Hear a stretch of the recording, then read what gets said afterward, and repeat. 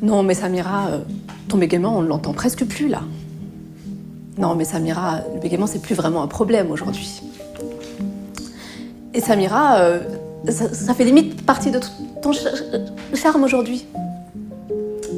Alors non, le bégaiement n'est pas charmant. C'est un handicap.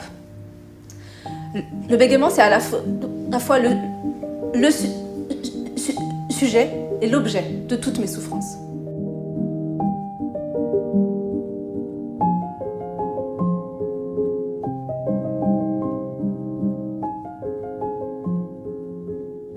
J'ai dit non!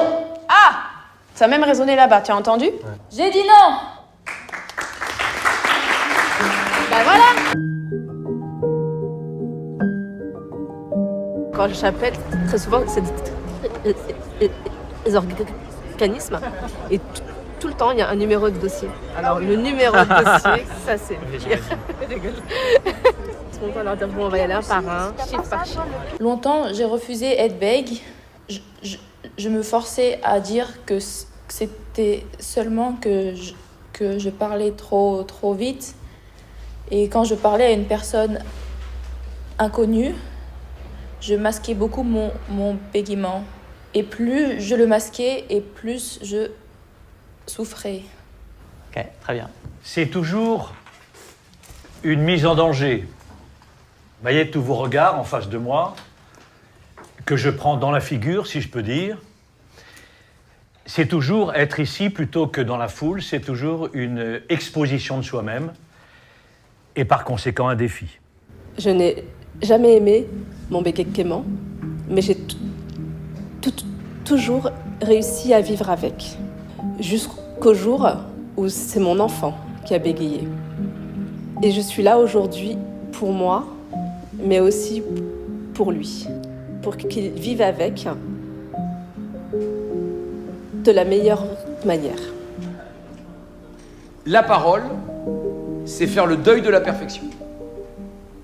Dans l'écriture, inévitablement, ce que vous rendez à l'écrit, c'est parfait.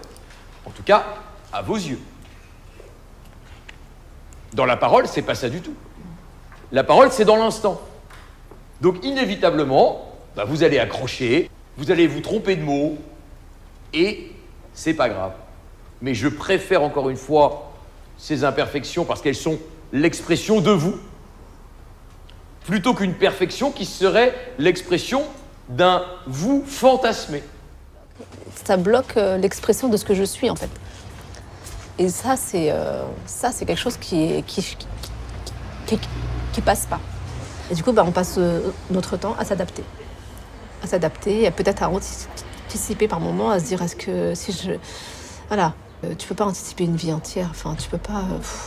c'est épuisant d'être là-dedans, t'as l'impression de pas... Ouais, tu perds un peu de spontanéité là-dedans, et ça, c'est ça aussi, moi, j'aimerais bien être quelqu'un d'hyper spontané et de dire ce que je pense à ce moment-là. Mais non, avant de le dire, il faut que je vois il faut que je le sente dans ma bouche. Est-ce qu'il va passer ou pas? Et que quand je le sens pas, je le dis pas.